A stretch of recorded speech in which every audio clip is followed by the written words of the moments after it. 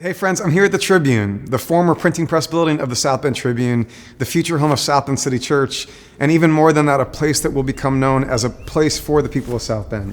Now I got an update for you, a reminder of where we've been and where we are right now, and I'm going to pay close attention to my notes just to make sure I get all the details right. In the fall of 2021, we discerned this project together.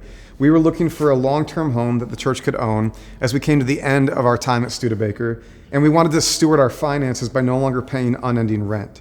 We discovered that this building in the heart of downtown South Bend was vacant and ready for new life. So after discerning together, we decided to do it, and to make it possible, a bunch of us made financial commitments in the spring of 2022. Now, those commitments reflected what we would be giving over 2 years between then and April of 2024. And over 200 individuals and families have participated. Because of all this generosity, we were able to actually buy the building and begin work. Now, we're sharing this update right now because we're right at the halfway point in that 2-year financial commitment, and we have so much to celebrate, so much to be thankful for. Together, we've committed over $1.8 million to this project in personal giving. That, combined with our mortgage, is how we're actually funding this. Now, what's equally inspiring is that while we're only halfway through the commitment period, almost exactly 2/3 of those commitments have already been given, with $1.2 million already contributed to the project. In addition to the financial gifts, we've made good use of some of the assets that we acquired with the building. We've been able to give office furniture to Habitat for Humanity. We've been able to sell items like steel barrels, a cardboard baler, trash compactor, and other machinery. We've had volunteer work days with hundreds of hours of labor donated, and all in, these other assets and contributions have saved us over $150,000 on the project.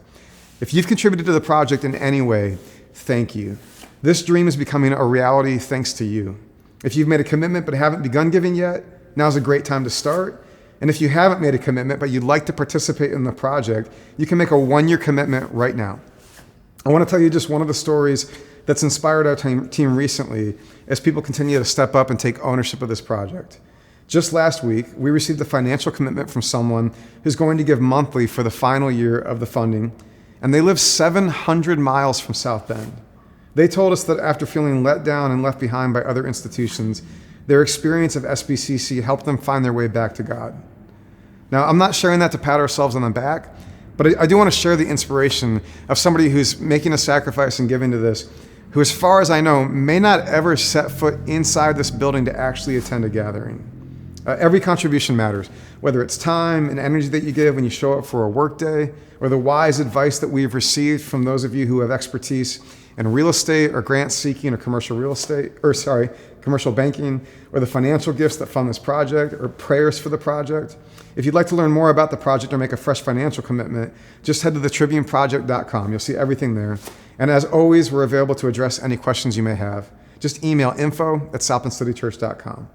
As we take stock of all this progress at the halfway point in the project, I am unbelievably grateful for all who are helping make this happen, in whatever way that includes you, and to God for the way that we see God's character reflected in the generosity of the people of South Bend City Church.